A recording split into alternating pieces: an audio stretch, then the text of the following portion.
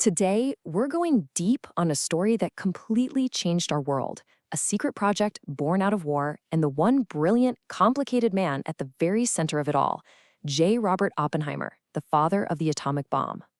These are the words, chilling words from Hindu scripture that popped into J. Robert Oppenheimer's mind right after he watched the first ever nuclear explosion.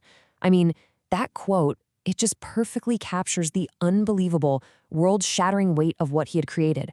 So how on earth does one man end up carrying a burden like that?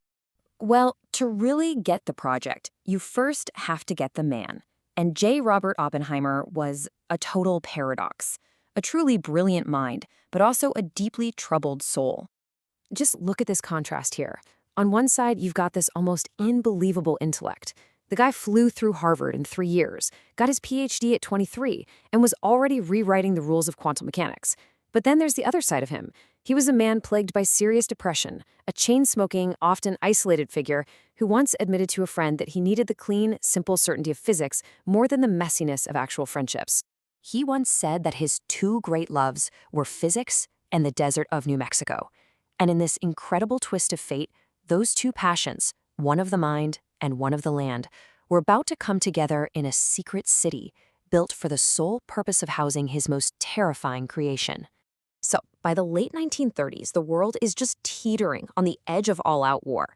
And within the scientific community, there's this terrifying new whisper, this new possibility of a weapon powered by the atom itself.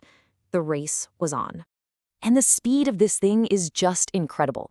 In 1941, FDR gives the project a green light. By 42, the Army creates a whole new engineering district. They codename it Manhattan. And they put this tough-as-nails general, Leslie Groves, in charge of the whole shebang. And then, Groves makes a decision that just stuns everybody. He picks J. Robert Oppenheimer to run the scientific heart of the entire operation. So why Oppenheimer? I mean, on paper, he was a terrible choice. He didn't have a Nobel Prize, which was a huge deal back then, and his past was full of left-wing, even communist sympathies. But General Groves saw something completely different. He saw a guy with not just a brilliant mind, but what he called an overweening ambition, a relentless, hungry drive that Groves knew was absolutely essential to get this impossible job done. It was a huge, huge gamble. And a gamble that big needed a home, a place so secret it wasn't even on the map. Oppenheimer suggested a spot he knew from his travels in the desert, a remote mesa up in New Mexico called Los Alamos. What started as a plan for maybe a few hundred scientists just exploded into this sprawling secret city. In only 2 years, the population of Los Alamos ballooned to over 6,000 people, all of them living and working in total secrecy to build one single device. And in this crazy high-pressure cooker of an environment, Oppenheimer himself just transformed. The quiet, sometimes awkward professor became this charismatic, incredibly effective leader.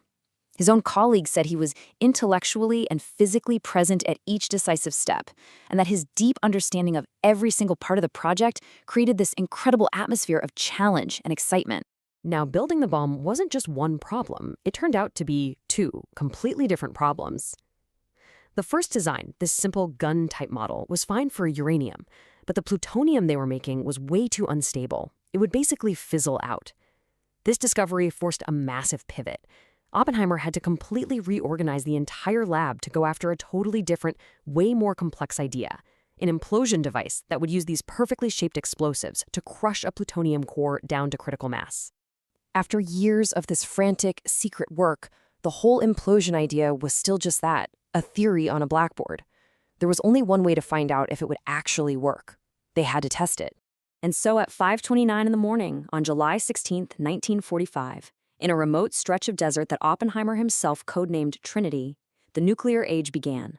The world's first atomic bomb was detonated, unleashing a power that no human had ever seen before. And in that moment, right after the blast, as that terrifyingly beautiful mushroom cloud climbed into the sky, Oppenheimer's very first words to his brother were the biggest understatement of all time. "I guess it worked." You can just feel the exhaustion in that. The reaction of a man so crushed by the weight of the task, his first feeling was just relief. But years later, when he looked back on it, his reflection was so much deeper. We knew the world would not be the same. He remembered that some people laughed and some cried, but most people were just silent. struck by the awe and maybe the terror of what they had just done. The reality was finally starting to sink in. And after the bombs were used on Hiroshima and Nagasaki, that reality turned into a full-blown moral crisis for Oppenheimer. In a meeting with President Truman, he said those famous words, "Mr. President, I feel I have blood on my hands." Well, Truman was absolutely furious. He later told an aide he never wanted to see that son of a bitch in this office ever again. So Oppenheimer becomes this huge national hero, right? He's the father of the atomic bomb. But the very government he had served so effectively was about to turn on him, which brings us to the tragic final act of his public life. Now that he was a famous public figure, Oppenheimer tried to use his influence to put the genie back in the bottle, so to speak. As a top advisor to the new Atomic Energy Commission, he pushed hard for international control. But crucially, he argued against a crash program to build the next much bigger weapon, the hydrogen bomb. And that put him on a direct collision course with some very powerful people in Washington. The breaking point finally came during a security hearing in 1954. This hearing, really fueled by Cold War paranoia and Oppenheimer's political enemies, was basically designed to destroy him. And the most damaging blow, it came from a former colleague, Edward Teller, who gave this absolutely devastating testimony, questioning Oppenheimer's judgment and even his loyalty. And the final verdict?